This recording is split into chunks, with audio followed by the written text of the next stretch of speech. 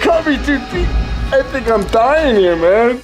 Welcome to the 3B Video Deep Cut Podcast. Watch a few movies, take a few notes. It was fun. Aw, yeah. It's that time again for another bi-weekly podcast with your hosts, Rotten Roger DeMarco and... Evil and... You know, Raj, every kid in Haddonfield thinks this place is haunted. And they would be right. Kind of. Sort of. Death has come to our little town. Mm-hmm. I've been trick-or-treated to death tonight. Wait, that's in 2 weeks. But we've not chosen to ignore it. We've chosen to accept it. And we're starting... Gosh, this is either matching or a notch up on our longest franchise that we're going to cover Ever. Beginning to end. I think it is the longest because by the time we wrap with this, Halloween Ends will have come out and we will cover Halloween Ends. So this is a long, arduous trek, and as far as I'm concerned, it's long overdue. You know, we are fans of this franchise, but again, we've covered it on our YouTube channel, 3B Video, and we talk about it all the time anyway, so... Who the fuck hasn't started and covered with the Halloween franchise? So it's like, you know what? We'll give it to you when we're ready. Yeah. Well, let's be like everybody else and let's just only cover the Halloween franchise. You heard it here first, folks. This podcast is now changing to just Michael Myers related. You know, we can wear masks while we do the podcast and all that shit. We're going to give you an audio update on what the mask is going to look like for the new Halloween film, and we have no idea what the Halloween mask is going to look like for the new Halloween film because we don't have any inside info or footage or anything. It's entirely speculative, but we're going to keep doing it. Let me tell you, the Halloween franchise, I'm just going to go ahead and get this out of here. It is the cancer of the horror community. It absolutely is. The fans are so angry. You know, they live and die by the Michael Myers butcher knife, and my God, are there 4 billion horror YouTubers who will tell you every time Jamie Lee Curtis uses a porta potty on set, like...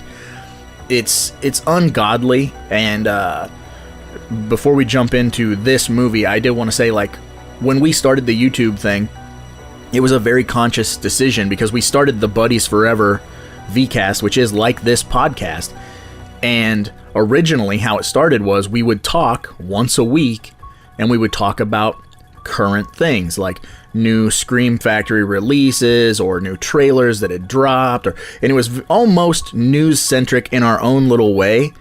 And very quickly we learned that we are not a news channel. Like if you want to know what the new Myers mask looks like or who got cast, there are a billion other Goombas you can go watch and listen to. We just want to talk about the fun stuff. So we're not a news site. So yeah. Yeah, that was just differentiating from doing what's everybody else doing. All right, what's a tweak we can do that's not quite the same. But now we're just gonna fold and be like everybody else, and we're just gonna cover the Halloween franchise. Can't lie, it is kind of exciting to be doing a franchise with an upcoming release in that franchise coming out. This will be the first one we've covered where we're actually leading up to a movie, and that's something different. And yeah, this will be a very, very long another half year journey until we get to Amityville or nope, Amityville wins. Amityville will be like... I'm gonna veto it. I'm gonna go ahead and veto the Amityville franchise. Veal Scalapini. Good I think Lord. That would be a hell of a... That would be at least like a year and a half. Yeah, there's no way we could cover all the Amityville films. Because they keep making them, that's why. Like, during the course of the year we would be covering the franchise, we would have an additional 14 films to cover. Yeah, it never stops because the name Amityville is now public domain, so every Tom, Dick, and Harry out there with a cell phone is making an Amityville movie. My God! I'm gorgeous! But I digress. We are discussing the Immortal classic, John Carpenter's Halloween. And I don't know that I've ever had this conversation with you in all of our talks of this franchise, but can you remember the first time you saw this film? Oh, shit. Blindsided me with that. Yeah, coming out of the first thing in the morning with the, no caffeine in the bloodstream yet. Do you remember the first time you saw the movie? Yeah, I really think I probably, same way with most of the franchises, I think I started mid-series and went backwards. So I'm pretty sure, being at the height of things in 88, I started with part 4. Mm-hmm. And then I know at some point in... I think it was around the time of, probably a little bit before Curse came out, is when I remember my sibling and I going and renting as much of the series as we could and watching them in her room, which involved the first movie, second movie, and a third one, which all ones we'll get to. I remember a little glimpse ahead. I remember watching Halloween 3 for the first time and just waiting, like, don't worry, Michael's showing up at some point here. I'm like fucking Randall and Clerks 2, like, the girl's coming, don't worry. Where the fuck's the chick? I just had the realization that we've already covered Halloween 2 with Sean Clark, but we will be double dipping to re-cover Halloween 2 because we have a new format. So it'll be Halloween 2, the Redux. We covered Halloween 2, but we didn't. We more covered Halloween 2 and Halloween Kills at the same time. Kind of a wide spectrum. That was more just a interview with, maybe we should rebrand that, interview with Sean Clark, where we talk some shit. Yeah, absolutely, because we will get into the nitty-gritty of Halloween 2 in 2 weeks. But Two. Going back to my first viewing, and I'm exactly the same way you are. I know for a fact that when I was growing up, and there was a specific house we lived in, and we lived in until I was 11, that I had seen Halloween 6, because it came out in 95, and I was this just absolute mark for Halloween 6. I think it was my very first Halloween movie, where I rented it on pay-per-view at my uncle's because he had pay-per-view, and we recorded it off of pay-per-view.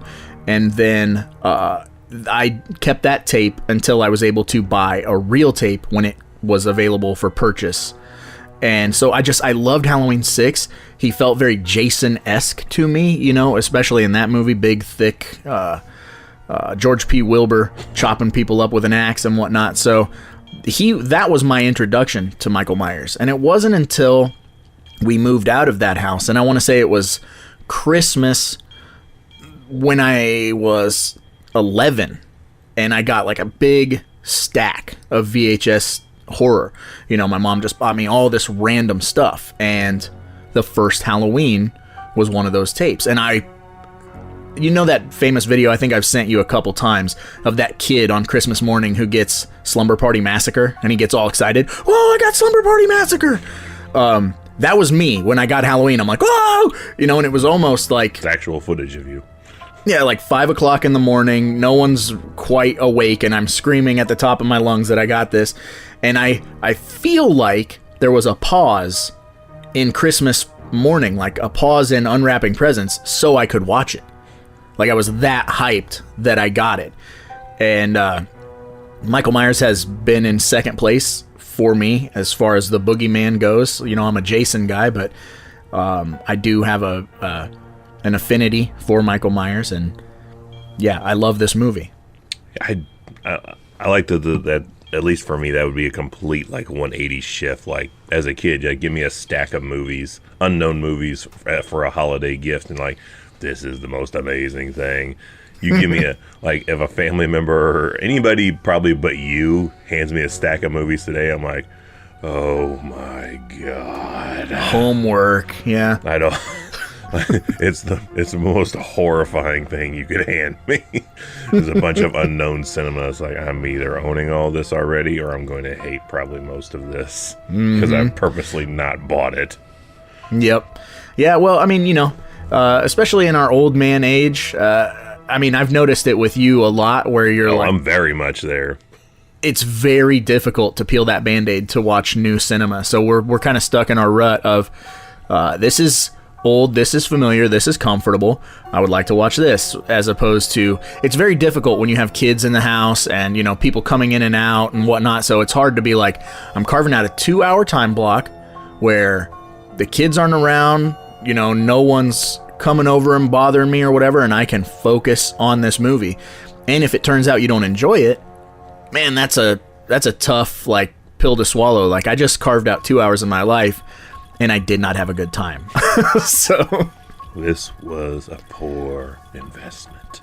Yeah. But Halloween is not a poor investment in 1978 or 1998, 2008, 2018, and 2088. It'll still be a good idea. It will still work. It's very rooted in 1978, but it's if you just take wardrobe and technology out of the equation.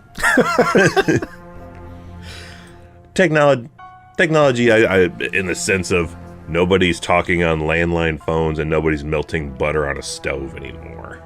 Absolutely, yeah. They got microwaves for that, but yeah, it's a very, like, I don't know. I don't want to say grounded in reality story, but it's a very, like, familiar story, right? And it was originally titled The Babysitter Murders, and somehow, that's an R.L. Stine title. Yeah, and then somehow they got to wanting to call it Halloween. And, you know, if it had been titled The Babysitter Murders, I think it would have been a movie that just came and went. You know, it's not a very grabby title. It'd but work the title today. Halloween. Today they would use it for the first one. They would acronym it for the rest of them. It's BCM3. Bum bum. Back to Clementine Valley. And you know, it's just all the stars just aligned for this movie. Not a giant budget, not a lot of days to shoot. And, you know, not even like they had not enough money that they could make their own mask. So they literally bought a mask and modified a mask from a store. And what? Whose mask could that have been? Are you? Oh my God! Let's not do this. Go ahead, Evil. That was a Spock mask, wasn't it? Pretty sure it was a Star Trek Spock mask. I'm gonna kill you. Yeah, let's just spread that misinformation. Everybody knows the story, except for, you know, when they're a young kid coming up and they're discovering the Halloween franchise. All of these things are delicious little tidbits that they get to. No. They used to be juicy little tidbits. No kid even today knows who the fuck Captain Kirk is. So you're like, that's a Captain Kirk mask. Who's Captain Kirk? He's from Star Trek. What's Star Trek? Oh, that action movie? Oh. No. Locked. So it's easier just to say, yeah, that's just make shit up. That's the thing I did just fine with this is just delve into the mindset of 2022 and just misinformation the fuck out of the Halloween series just to annoy people. Yeah, we totally could. I'm all for doing that. Fuck this. What a better way to troll the gatekeepers and angry mob of Halloween fans than to just destroy it. We just start making a bunch of shit up. So they take this Spock mask, they paint it white, cut big eye holes, and patch on an Ernest Borgnine wig on top of it, and boom, we have the Halloween mask. There it is. Pretty sure that's accurate. That is 100% film accurate. But man, I've always had a really just I don't know, like I've always appreciated this movie, and it's one of those movies that the more times you watch it, even still now, every time I watch it to this day, there's something that I kind of pick up on that I hadn't before. And similar to, you know, we talked a few weeks back when we were watching Friday the 13th Part 7, and it was like, man, I was in my 20s when I finally realized that Jason's in the corner in that kitchen when the lightning flashes. And I'd seen that movie 100 times. And it's kind of the same thing with this. Like, this movie is kind of the gift that keeps on giving, whether it be Michael Myers very, like, nonchalantly being in the background, the station wagon cruising by when Loomis is, on the look for Michael. That dude couldn't find shit. He couldn't find water if he fell out of a boat. Which is why so many people died that night. Yeah, because Loomis is a little inept. I got to get that out of the way immediately. I love Dr. Loomis. I love Donald Pleasance. I could hear the man speak all day long, but I've got a 3B video lens this guy. This is the worst goddamn doctor I've ever seen. It is not normal. Put it in in reality context. Could you imagine a doctor, Hippocratic oath, and he's calling one of his patients pure evil. He's not a man. Drug him till he can't stand up. And then his entire plan is very Ghostbusters-like when I'm like, okay, he breaks out. What are we going to do? Well, he's probably going to go home, so I'm going to wait for him there. And shoot the shit out of him. All night, yes. Yes, your doctor who calls you evil and murders you with 6 gunshot blasts. Yeah. And in the next movie, it says, I shot him. He's not human. This man is not human. Who the fuck else is under Loomis's care? Like, is he a practicing doctor? Is he in private practice? Like, what is the regular 9 to 5 for Loomis? Does he just obsess over this case, and is he getting paid to just obsess over Michael Myers as much as he's obsessing over murdering the entire time? Yeah. I mean, yeah, you got to wonder what he did for those 15 years, because Michael was catatonic, so what were you doing? Yeah, the only time we ever see him doing anything other than obsessing over what the fuck had happened with Michael Myers is in Curse, where he's just, I'm assuming, typing his memoirs on Michael Myers. Yeah. And listening to shock jocks. Yes, that's what Loomis does in his time, is listening to Stern-like radio. Yeah. Just giggling his old balls off. But, yeah, you're right. He zips to town and is on the hunt and completely misses Michael numerous times. He drives right fucking past him. Like, we're just missing Michael waving at him as he's driving by.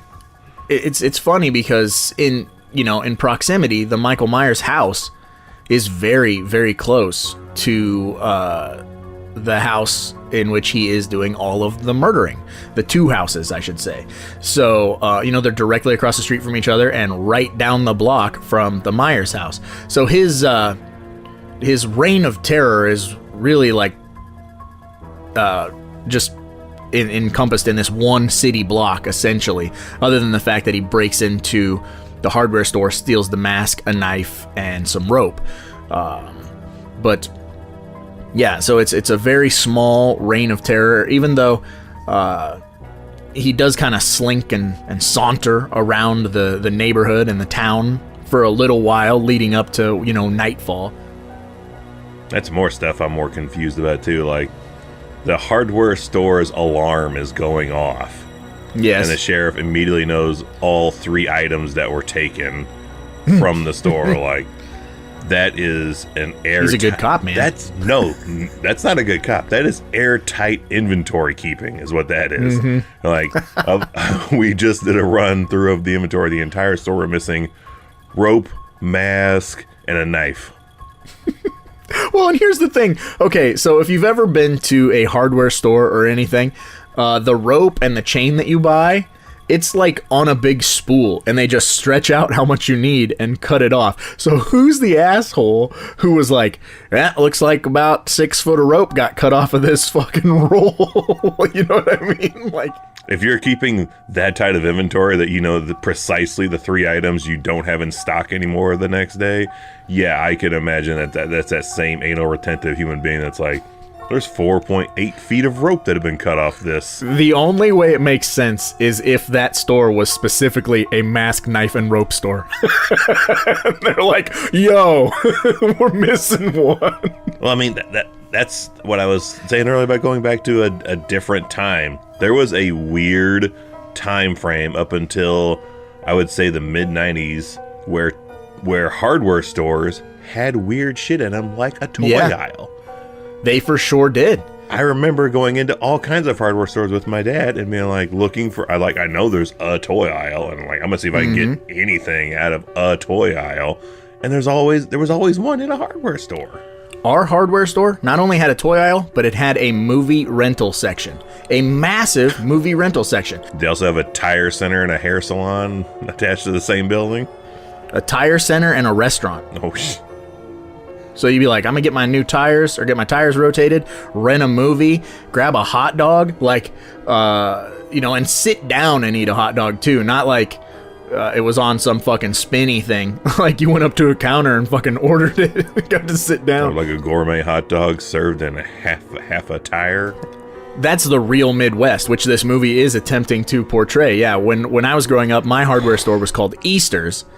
And then it got bought out by the corporate. It was a little mom and pop, hardware store, and it got bought out by corporate and got turned into a True Value, which is, like a chain. And we got True Values. Not a great store. Got rid of all the movies, got rid of like the magazines. Now it's just a run of the mill hardware store.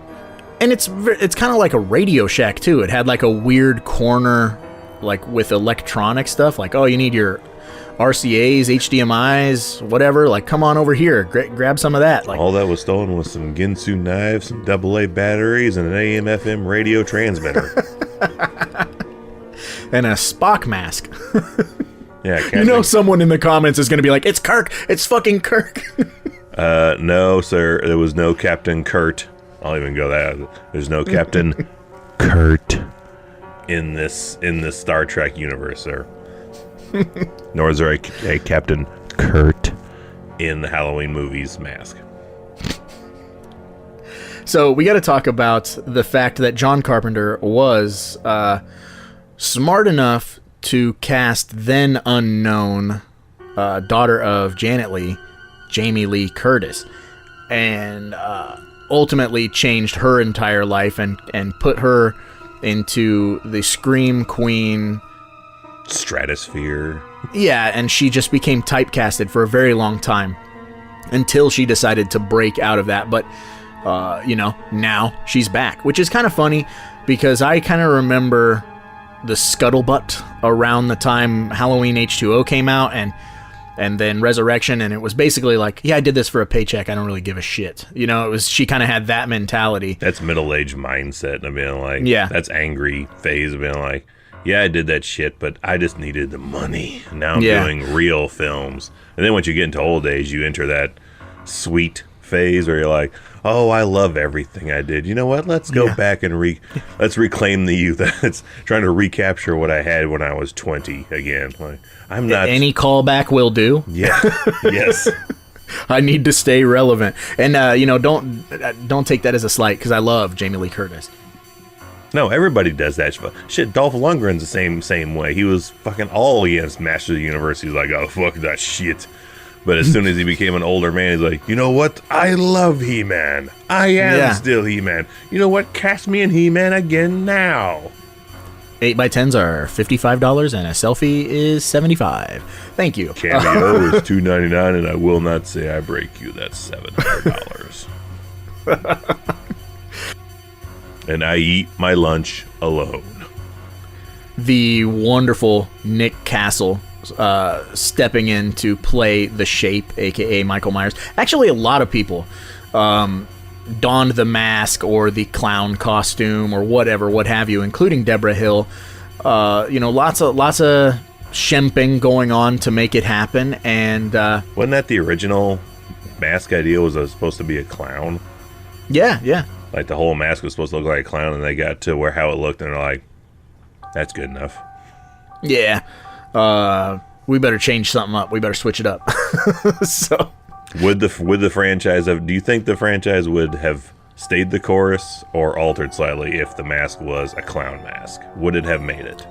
It wouldn't have made it. No. You don't think so? You think it's like the fucking thermal exhaust port on the fucking Death Star? Like, if it's not exactly the Shape mask, if it's the clown mask, this evil does die tonight. Absolutely. It would not have. So here's the thing, which a lot of people theorize about. You know, in every horror documentary, you see it, you hear it. People talking about how that mask, there's just something about that mask that resonates with people. How if you light it a certain way, it can look more menacing, or it can look like it's almost smiling or whatever. Like, and the expression of it never changes, but it's just, it's so like blank and lifeless and weird. And just that mask wouldn't have done it, because they're like, John Carpenter likes to tell a story about when he finally got the film edited all the way and showed it to the executive from 20th Century. Everyone thought it was boring and that it wasn't scary because it didn't have the score. So then he, took it home and banged out the score, and then people were like, Jesus, this is terrifying, And so it's a combination of a bunch of things.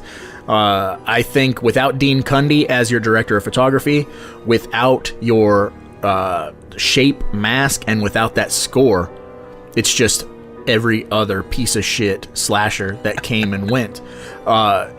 Seriously, watch it on mute sometime and just be like, yeah, that's it's almost like a made-for-TV movie when it doesn't have that score. That's definitely the wife turning around and leaving type of situation. He comes in, what are you doing in here? I'm watching Halloween on mute to see if it has the same effect as Halloween with full volume. I'm gonna leave. But I do think... all right, I'm gonna head out. Yeah, all right, I'm gonna go do anything else. I do feel that those are the two key elements that make it to give it the iconic status is score and suspense. Yes. Two things that are very missing in future Halloween films. And you know who I'm thinking of.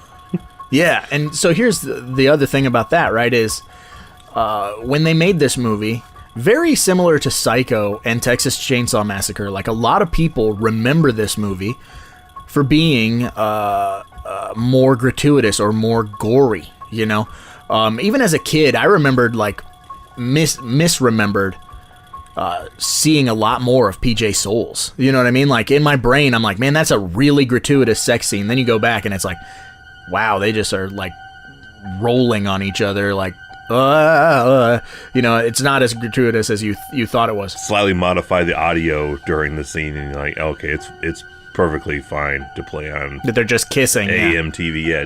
Just replace it with mwah, mwah, mwah. Oh, I love you.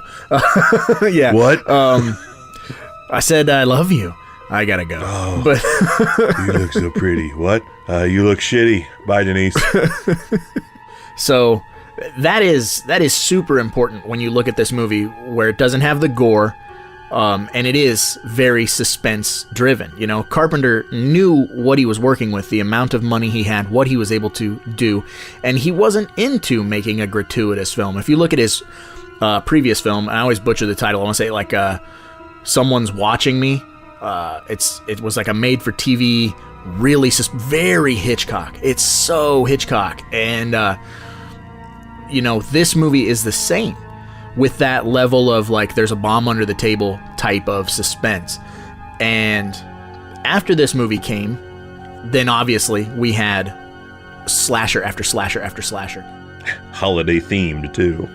Yeah, and because they took what Carpenter nailed with the holiday theme, but then they cranked it up with that Tom Savini-esque gore when Tom Savini changed the game with Friday the 13th. So by the time Halloween 2 came out, it was, well, we need more gore. We need more gore. We need more violence. And the franchise starts to kind of go a different direction, similar to Elm Street and stuff. We've had that conversation before, like later entries try to give the people what they want, which kind of takes away from the original essence of the film. Well, I think it's of the time. It's like, today, it's if it's not a sequel or a remake, it's not going to get money backing. So yeah. Post Halloween, it's like, well, if it's not a slasher and a holiday involved in it, it's not going to get granted for a budget. And this was a $300,000 budget film, so I feel also like he knew probably ahead of time, like, well, if I have a lot of shit in there that is going to piss off the MPAA, that's going to be reshoots that I can't afford to have. So if I don't have things that require me to reshoot, if it's too much gore, too much nudity or whatever pisses people off in that group, then I don't have to worry about, having to try to film reshoots and the movie being a fucking jumbled mess. If I rely on suspense, and the thing Carpenter does probably better than anything, score his movies. Yeah. It's all you really need. So, and speaking of that reshoot stuff, even as tame as this film is, when it got time for it to be aired on network television had a problem with a lot of stuff, right? So, you can't do this, you can't have the sex, you can't have this sequence, blah, blah, blah. So they demanded extra sequences be put in there. So Carpenter later on, wasn't it also just a hair short for like a TV runtime movie night? Yeah, so they needed some extra minutes.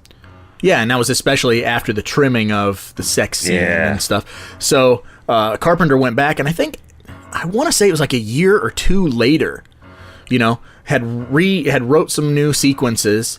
And got Jamie Lee back, and got Nancy Loomis back, and PJ Soles back, and got Donald Pleasance back, and added these extra sequences.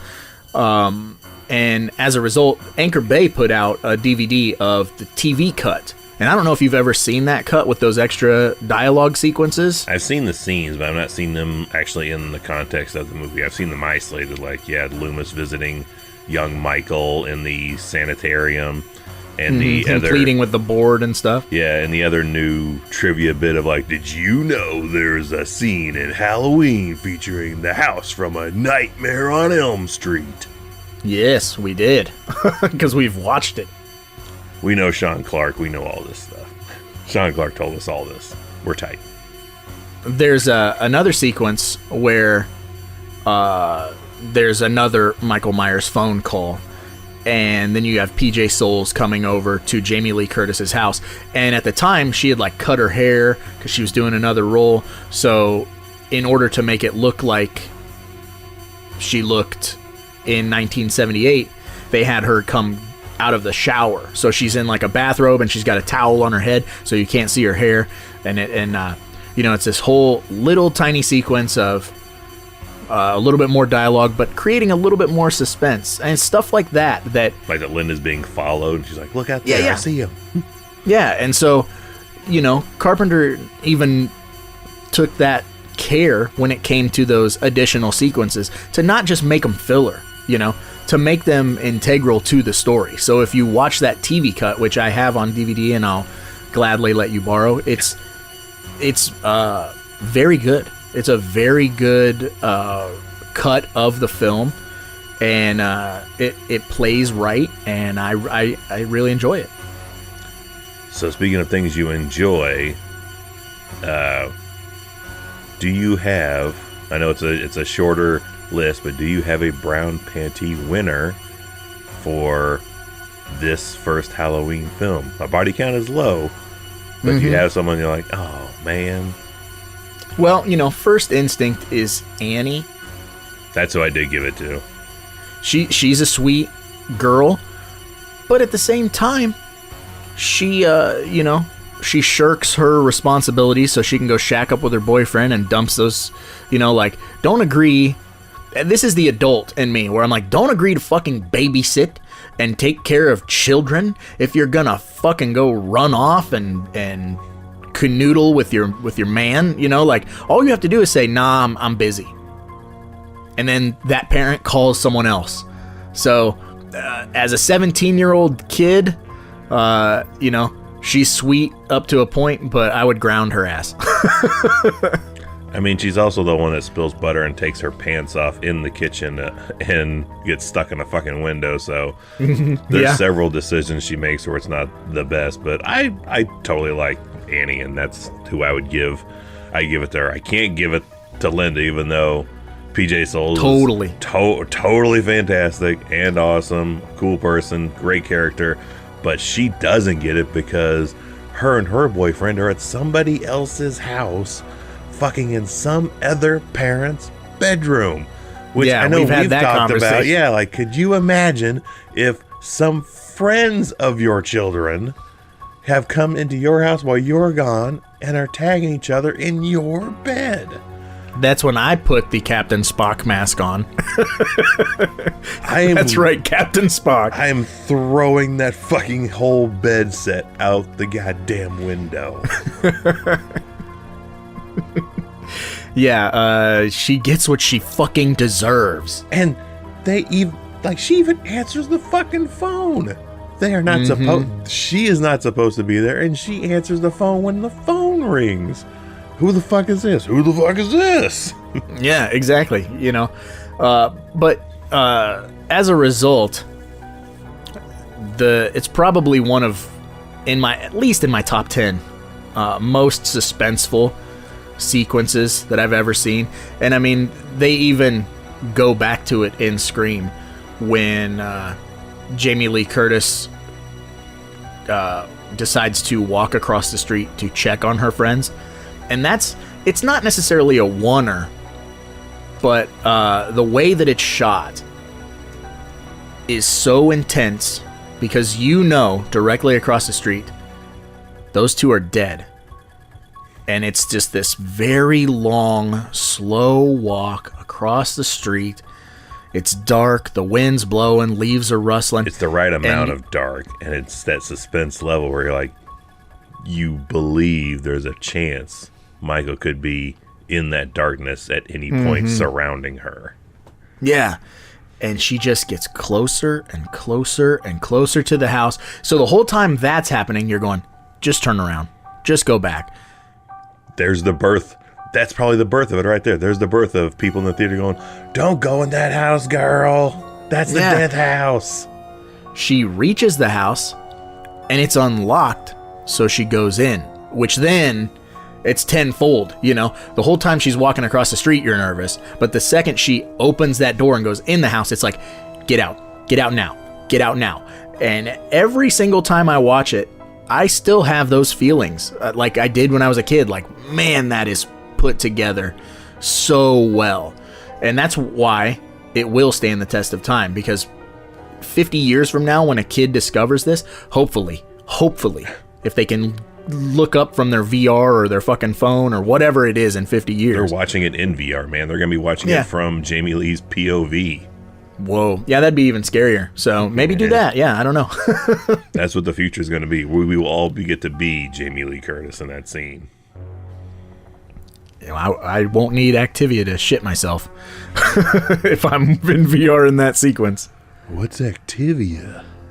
Oh my, yeah. That another timely reference that probably won't last. Man, I really wish Jamie Lee was embracing her Halloween roots when she was in full-blown Activia phase. We could have got a crossover commercial. That would have been glorious. Back in the day, all I needed was this Captain Spock mask to make me shit myself. Now, I use this yogurt. Do do do do do do do do do. Nah, you got to include it in like the jingle, like do do do do do do do do do do Activia. Perfect. There it is. See, we could have made Activia $1 bajillion with our marketing ability. Then as you're going through, like at the end, if they go through like all the like side effects and shit, you just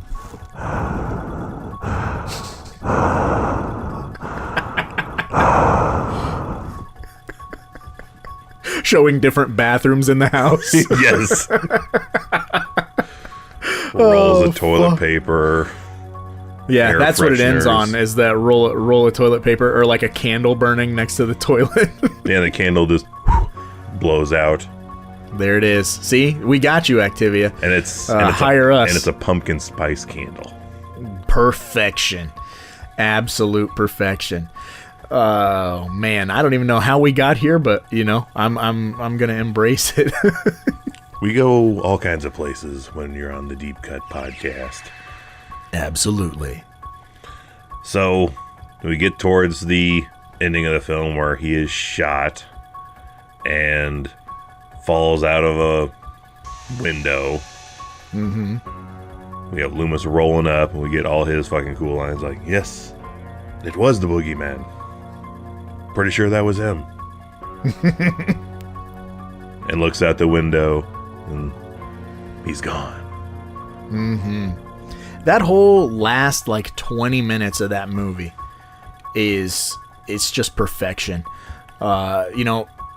Even when Jamie Lee Curtis runs back to the house that she's staying at, and the door's locked, and she has to throw that potted plant at the window to get young Tommy Doyle to come unlock the door with no sense of urgency whatsoever. And you and I both having kids can absolutely relate. Like, there could have been a fucking cougar out there trying to fucking chew her up.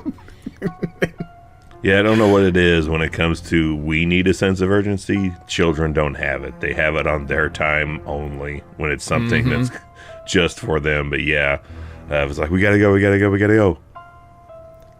Come on, we gotta go. Get out of bed. Kids are horrible about stuff like that. And that's the most unrealistic scene in the movie right there. Getting shot 6 times and walking away, totally believable in my eyes, compared to you telling me that child woke up out of a dead sleep and got all the way downstairs and it opened the door before Jamie Lee Curtis got shish kebabbed. Nah. Yeah, because boy, is he just taking his fucking sweet time, though. By the time he gets down, if it was reality, by the time he gets down and opens that fucking door, she should be just impaled with multiple knives on the back of that door, like Friday the 13th.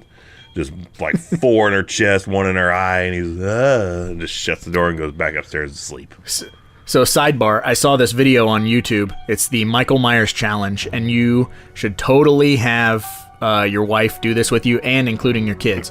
So what you do is start at the end of your driveway towards your road. You have the keys to unlock your back door, and you say go. You run. Someone is Michael Myers. They just walk behind you. You have to run to that door, get that door unlocked, and get that door shut before they can tag you on the shoulder. And all they can do is walk. Everybody fails. Every single video that I've watched, no one can get in that house. And I'm like, yeah, that's pretty spot on, because a lot of people are like, well, how does he catch you if he walks?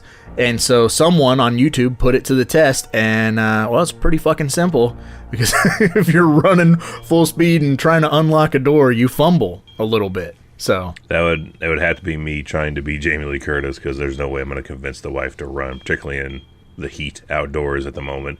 Like, you want me to run outdoors for fun? Yes. Just shuts the door and goes back out on the couch. Turns the air condition down a notch. Like, I liked it better when you're just watching this movie with no audio. Now you want to play parlor games. That's the second step on like a 5-step process that leads me going to like Halloween rehab centers. Right. Like, he needs help. He started watching the movie with no audio and saying the audio to himself. And now he's wanting to play games where it's like, now you be Michael Myers. Oh, gonna get you. Uh-huh.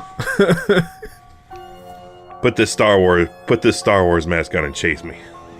That's some Holliston shit. Star Wars mask. Oh, good God. We're gonna do that. That'll be what we'll do. We'll get a Chewbacca mask and we'll spray paint that shit white and then chase me with that. I'm gonna get. It's a screen accurate Chewbacca mask.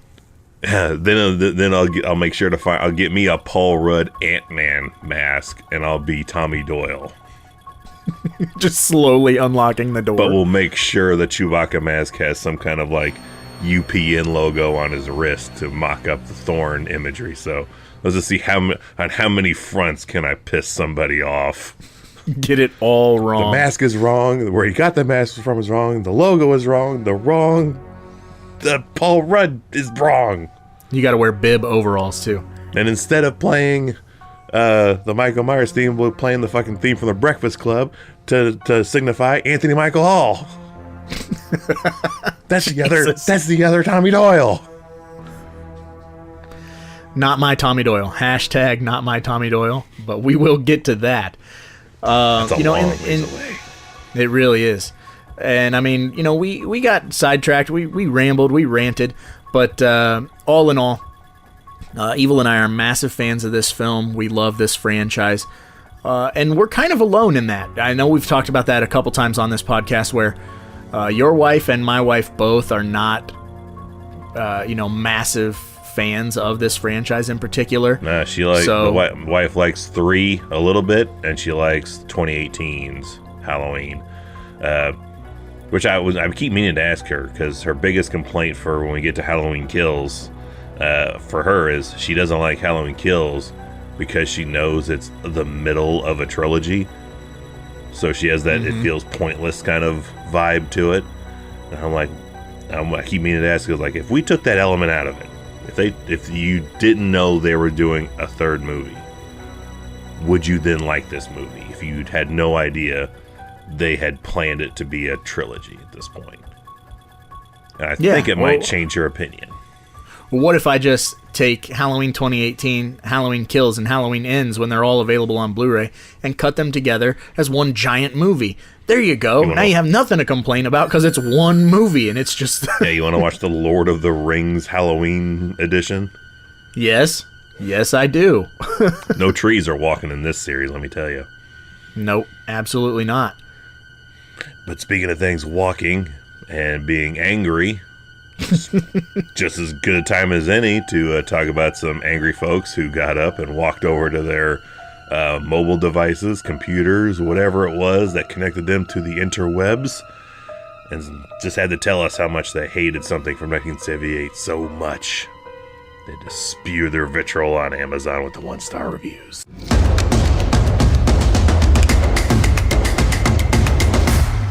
Hated it. I had to weed through a bunch of more and more I'm finding people that are 1-starring movies just because they're getting shitty editions or discs are scratched. Loose.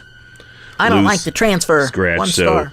Yes, it's like I feel like that should be its own subcategory of 1 stars. Is like, are you rating the movie or are you rating the condition of the film that was sent to you?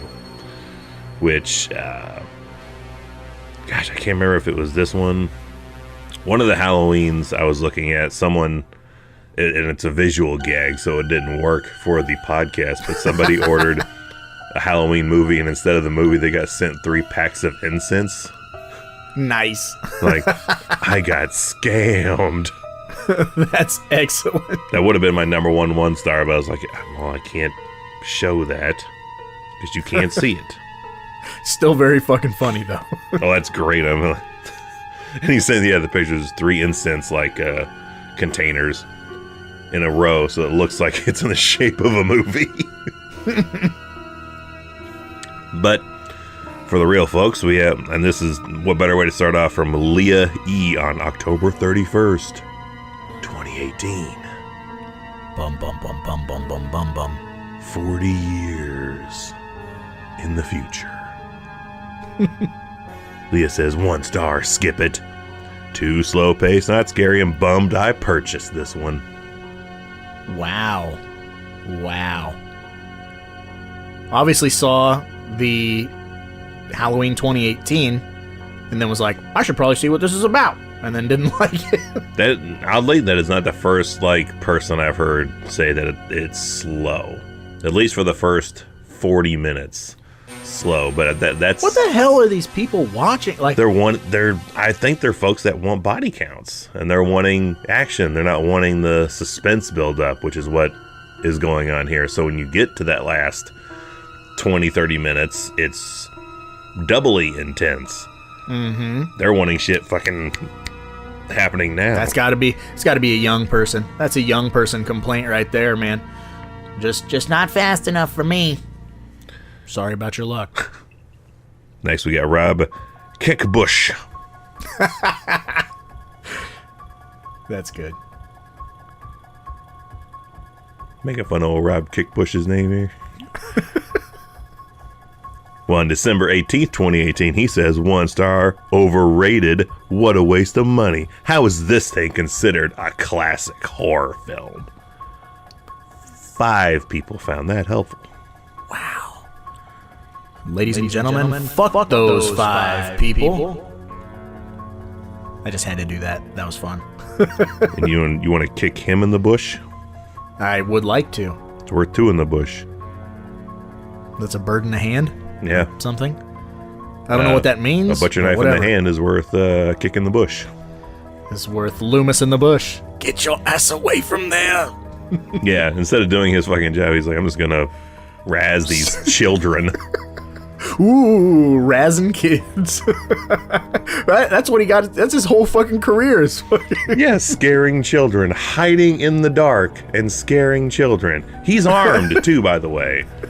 Absolutely. Just take all that in consideration and put that in today's realm. Like, imagine a doctor being arrested, an armed doctor being arrested for on Halloween night, standing in front of an abandoned old murder house and scaring children. I think we're the wrong person in medical care here. Yeah, no shit.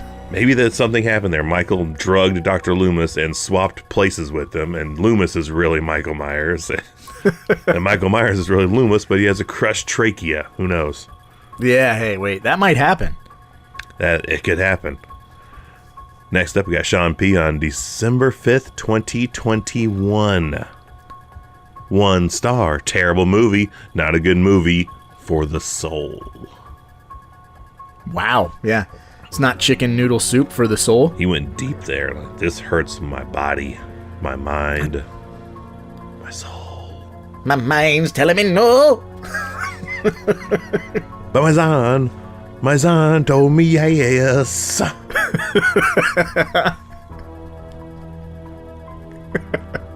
Oh, God. A bunch of random ass references, and I'm having a good time.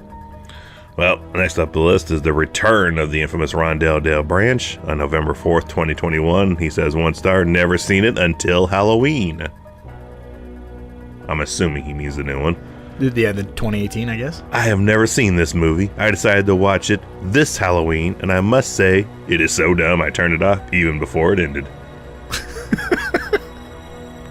So dumb. So dumb. I did put one in here at least of someone got fucking punked from I guess Rondell Dale Branch II. Mm-hmm. On August 7, 2018, 1 star, DVD missing from the box. Oh no! I'm gonna back away because this at least is in caps. This came with no DVD in the box. You want me to take a dump in a box and mark it guaranteed? I got time. Holy shit. So he just got the case? He just got a Halloween 1978 movie case. Went to open that up and be like, all right. Oh, I don't hear it rattling. That must mean it's in good shape. They actually sealed it in there. Holy shit. Just put the soundtrack in there instead. Yeah, one of those Hallmark cards you open and it fucking... How come no one's done that shit? How come that... fucking greeting cards with audio bits in them when you open them are a thing. How come we've not had Halloween themed gift cards with Halloween Carpenter Stinger music player? I don't. Before you jump to your next 1-star review, that reminded me of a story. I can't remember if I've ever told you this. So my good buddy Anthony, aka Tony Tulips, who was in the first tape head and is going to be in this next tape head and did the artwork for us. You know, we grew up together and we were big, like, into ICP and into horror movies and yada yada, and a lot of parents thought we were like scary and bad kids. And so Anthony's mom, yeah, we're terrible, you know. So Anthony's mom, one weekend, she says, you know, I know you guys love these horror movies. I've never really been much of a horror movie person, but you know, I'm willing to sit down with you guys and watch some of these scary movies, and just, you can tell me what you think is so appealing about these movies.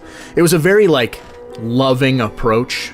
Let me try to understand you and your ways. Yeah, wanting to be a part of us, because she knew we weren't bad kids. She knew we weren't, like, running around drinking and doing drugs and stuff. We were, like, we'd rather watch wrestling, play video games, and watch horror movies, you know? And so she says, what's the franchise you love the most? And Anthony's a big Michael Myers guy, so he said, Halloween. She said, perfect, I'll watch all of them with you. How many are there? And at the time, there were 7, you know, and she goes, oh my God, 7 movies in a weekend, that's a lot of movies, you know. Try to do that shit plus, like, 3 more in one night. Right. So we pop a bunch of popcorn, we get all situated, we turn the lights down. We're watching the very first Halloween, and there's one spot in particular in the movie when Annie gets killed, and Michael pops up out of the back seat, and the music does that one stinger. It goes, I will never forget this as long as I live.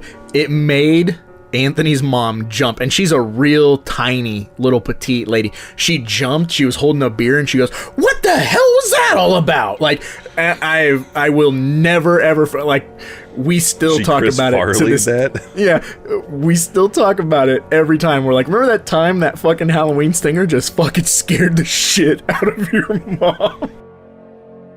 Just put that stinger in that moment right there in the podcast.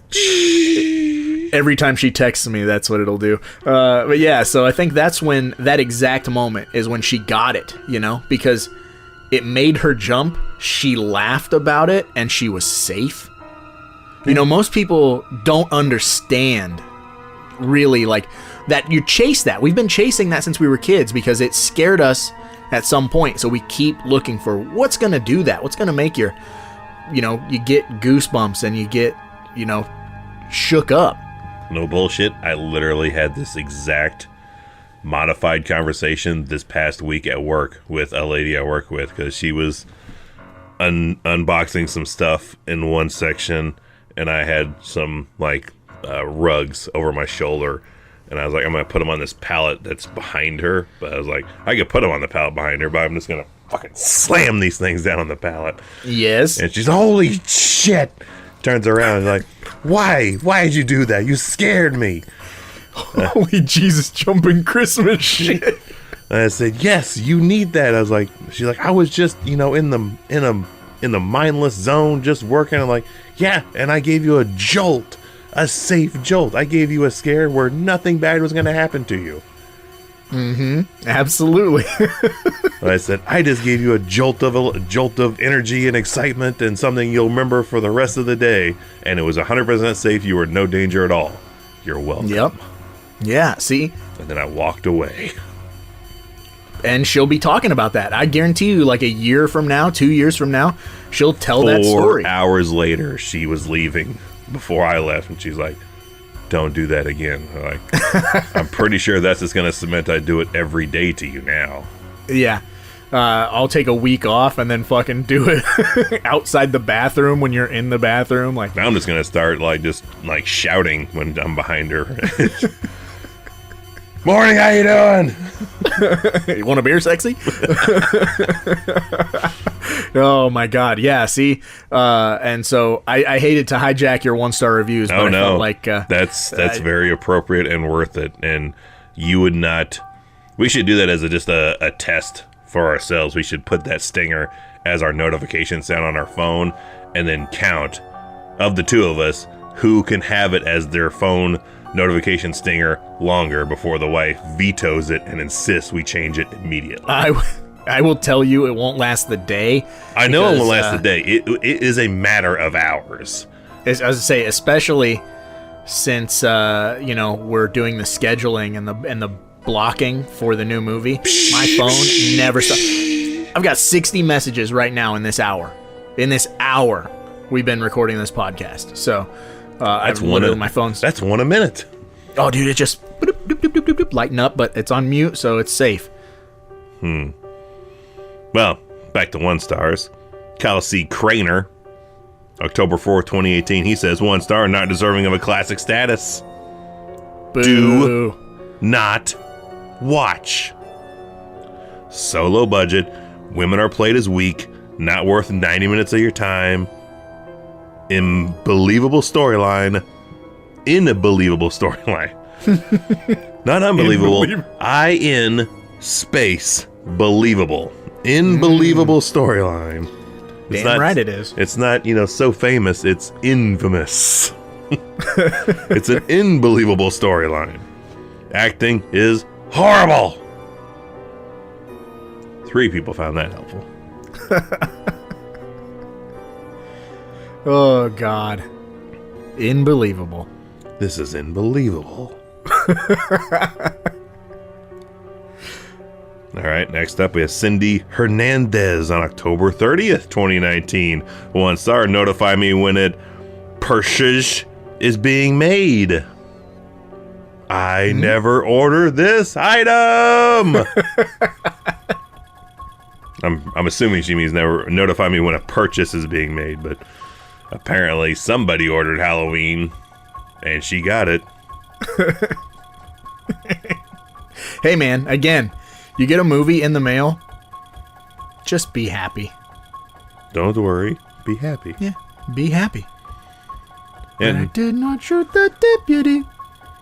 And to round out the 1 stars, what better way to end it with Anthony here on December 6, 2018. He says 1 star, boring.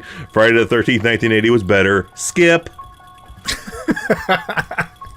Oh boy. Well, Oh boy. yeah, I don't... Okay, in all seriousness, no bullshit. No, don't bullshit me. No bullshit. All right, I can no bullshit you. What you want to know? You're trapped in a room with a TV and a DVD player, and the only 2 movies are Halloween and the original Friday the 13th. Which do you watch 9 times out of 10? I already know the fucking answer. It's 10 times out of 10. I'm really never watching the original Friday the 13th because it's an alright film, but I'm so probably never in the mood to watch Friday the 13th, the original. If anything, it's just, like... That's To probably start the noise the marathon? those are the noise I'm making before I put it on. I've never once been like, let's watch the original Friday the 13th. The wife has never been like, let's watch the original Friday the 13th. It's just not ever like, it's not the motif we're looking for. Like, it's a fine film. It's okay when we're watching it, but I'm never like, yeah, let's watch Friday the 13th. I've always been in that boat of, nah, I hardly never ever get to it. See, like, I think, 100% I believe that Halloween is a better movie. It is a superior film. It's probably 50-50 for me. Like, if I had to pick between Halloween or the original Friday the 13th, I do get to the original Friday the 13th a lot more often than you. Anybody's doing that, though. Yeah, because you don't watch it, but It's suspense versus body count. yeah, exactly. So it all depends on that morning. You know what I mean? Like, am I having bran flakes or am I having fucking tricks? Like, what am I doing? How am I starting my day? Shall I shit now or shit later? Am I an adult or am I feeling very kid-like? If I'm feeling kid-like, I want splatter and a bunch of nudity. If I'm feeling very like grown up and like I want to appreciate the filmmaking aspect, it's a Halloween day. So And that, I think, is the core virus root of the gatekeeping toxic fan base for Halloween. It's a very on your pedestal, this is high quality filmmaking. yeah. And it is, but when that's your jumping off point for looking down on everything else, and this is better than anything else you're going to show me. Get out of here, rookie. Yeah, the fan base is so like relentlessly toxic that like you can't have an opinion, and we'll probably get shit on super hard over the next 24 weeks or however long we're doing this. Good controversy creates cash. Give me your money. Give it. Talk shit. With get bit. yeah, with it's strange the amount of bullshit one has to weed through when it comes to this franchise. The amount of assholes and any opinion you have. Like you said, your wife likes Halloween 3. God forbid you say you like Halloween. It's like going to a biker bar. You know what I mean? Like, God forbid you say you like something like Halloween 3 around the wrong crowd. Because then it's like, they will never shut up. You can't like anything. And Halloween 3 is one of the weird movies that went from, it's gone up all around the spectrum. Like, some movies in this franchise have gone one direction and they stayed that direction. Yeah, like Halloween 5. Halloween 5, Halloween Resurrection. Some of those have went south and stayed that way. Halloween 3 came out, was in the shits.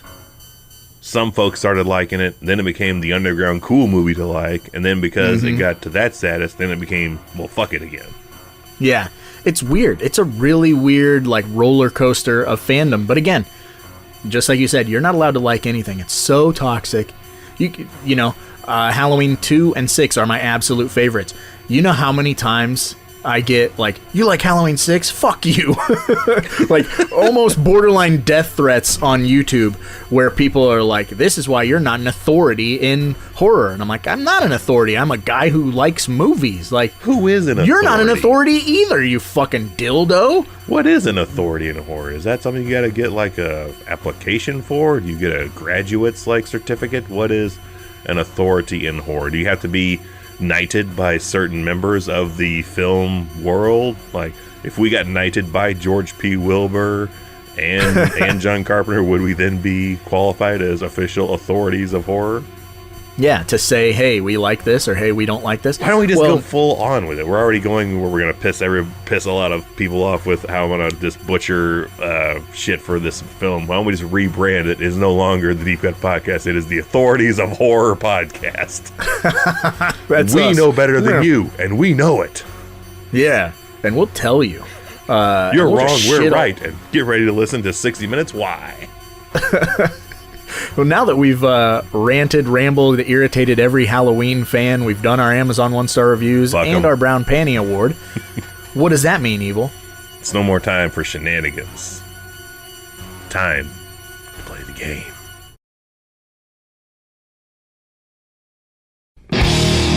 Time to play the game. Time to play the game. It's all about the game and how you play it. So who cares? I forget my chemistry book, my math book, English book, and let's see my French book and all. Well, who needs books anyway? I don't need books. I forget all my books. I mean, it doesn't really matter if you have books or not. Hey, isn't that Devon Graham? Fuck Devon Graham. I don't know who Devon Graham is, but he never shows up in this movie. And man, yeah, is he not once. So much credit for a guy that never has been seen on camera. Ben Tramer should get more recognition in part 2. We never technically see him either than his dental records. Yeah, we love us some Ben Tramer. And his return in Halloween 4. It is time to play the game, and if you're new here, welcome. And you're probably asking yourself, what is the game? Well, the game is a deep cut in and of itself where you have to pick a prop from the film that we are covering, but it cannot be a well-known prop. So since we are covering the Halloween franchise, you cannot say the mask, you cannot say the butcher knife, you cannot say the bib overalls, the overalls, whatever the fuck they're called, because those are just surface scratches. So pick a deep cut. As Evil likes to say, you go deep, or go dig a hole in your own butt. Wowza, wowza. Dig a hole in your own stupid fruity batootie. Man, this first movie may be the one movie where I feel like everything is an obvious prop. Does a deep cut prop exist anymore for I've got Halloween one. I've got one. I'm super curious because all kinds of shit I was thinking of, I was like, gosh, I don't think that qualifies anymore. Well, I mean, yeah, because it has reached such level of pop culture status, or whatever you want to say, that, yeah, I get what you're saying. But I'll go first, then give you an idea where my brain was at. Okay. So my deep cut prop that I want from Halloween is something you're not even supposed to see or know is there. So my prop is the wrench that's taped to the Michael Myers actor's hand when he smashes the window at the beginning of the film.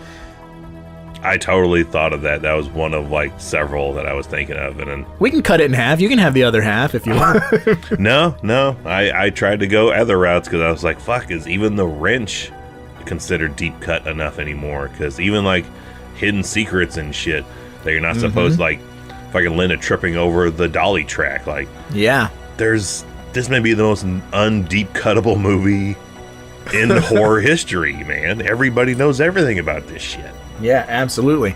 Including the Spock mask. So Yeah, including that fucking Star Wars mask, yeah.